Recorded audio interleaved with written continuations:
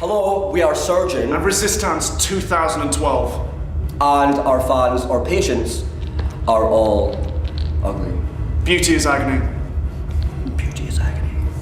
We're here at Resistance Festival. This is Resistance TV and we're about to have a chat with the band SURGYN. So first off, we looked on your website and where you have a band bio, most bands normally list things like, you know, who's in the band, when their albums came out, and you go on about surgically reconstructing the face of music. Now that's a lot to live up to. And I did see you on stage a bit, and I think you do a good job. Do you feel you're living up to your manifesto? Yeah. Absolutely. We take it to extremes on purpose. It's all about, like, what we felt that the industrial scene lacked was theatre, I think, and like fabulousness, so we just kind of that's the glamour. There's a lot of two guys standing behind laptops, and I saw Wolfsign once and they were boring as fuck, right? Yeah, they just stood there going like, to be fair, I mean it can be good too, you know, but I think we're just very visual people and we like to dress up and it's all about so impact. yes, visual. basically in short, I think that we SURGYN's definitely becoming what we had in our minds.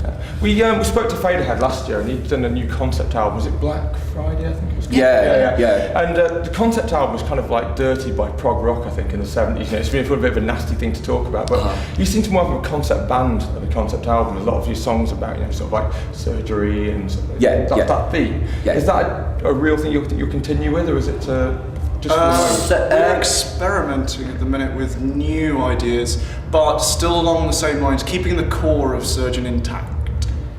I think, like, which is this dystopian kind of vision. Yeah, it extends, obviously surgery is our main theme at the moment, but it extends to image in general. So we're going to explore ideas of image and explore that on a wider, not necessarily medical basis. If you had a concept album, then you'd make sure that the band was itself included in the concept. Everything needs to it's not about sound. It's not about being a band nowadays. It's about being a brand. It's about being. Well, people need to look at you and think you're the entire thing. Like they want to be part of your universe. If you can convince them during that show that, you know, you're just a small part of something bigger. Well, we saw Nakmar yesterday, and then Nakmar had a very, very similar thing. There was very much a visual image going on. You know, the back to the music and the look interlocked together, and it's very much a package, like saying it's a brand. Yeah, that's a major reason for Nakmar's success is the fact that they've got a brand, a proper. Grendel as well yesterday was saying how important the brand is, and that's why they have such a stylised logo. Absolutely. Yeah, if you don't have an image, then that's what people see. You can make the best music in the world if you don't have the full package. It's just not going to work. So you two are SURGYN, Vale and Sovereign, and you also have listed on your website members of the syndicate. How do they contribute to SURGYN? Or it's more members of. I wouldn't like to say members of SURGYN, people who contribute a lot to the band and are worth recognising. For instance, aesthetic resequencer Mullins, I think that's his title. He designs all of our merchandise. I'm sorry, my face is falling off. Just a second. You don't hear that in every day. So basically, when you see someone peeling blood-coloured flesh off their face, you want them to think SURGYN. That's a second, just. Only on Resistance TV, live surgery. Oh, you're taking the lot off. It's just, I might just leave it like this. It's like a snake. It's a good hook. He does quite this. fearsome. But I have another face under here, you see, for later on for the after party. He sheds his skin once a month. That a Resistance exclusive. A bit like V's. Peeling flesh. You can sell it on eBay next. It's like a little bacon rasher. I wouldn't recommend eating it though. Sorry, you guys were saying. So your debut album Vanity, when did that come out? That officially came out. That was September 9th. We released it twice. The first time was a self-release, which did well enough and got into the right hands that we immediately, on the day of release actually, found a label who wanted to release it themselves. Deathwatch Asia. Yeah, in Japan, of all places, which is kind of nuts. I have it on good authority. They are the big name, aren't they, I think, Deathwatch Asia. Before we got on stage, we were 2 albums away from selling out. Fantastic. Just little shameless plug there. Get it in. Oh, that takes on to the next question. So it was well received then. Yeah.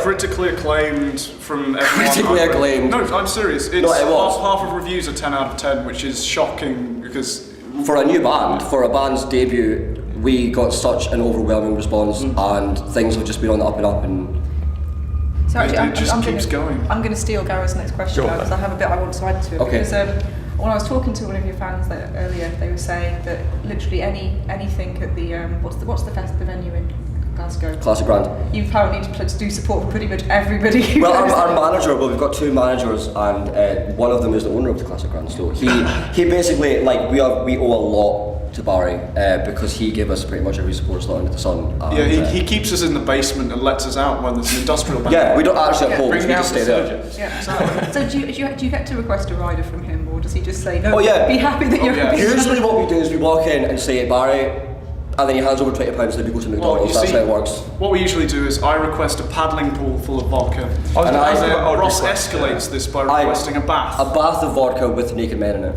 Fantastic. You need a jacuzzi next. We, Oh, well, you know, next year. Next year. we spoke to bands about sometimes that they ask for bizarre things on the rider just to check like the Skittles. just to check the Yeah. guy's actually reading it. You With know, only like, one colour of... Yeah, yeah, like the whole I think it was... Osborne kind of thing, isn't it? I think. yeah, because if they focus on I that imagine minute you must have detail. scalpels on your rider, you know. Scalpels, a full hospital. You know. Eyes of Funk actually got their sex toy the other week. They were shocked. Newsflash, yeah. What kind of sex toy did they have? Just a little. Just a little butt plug or something, you know. keep it fun.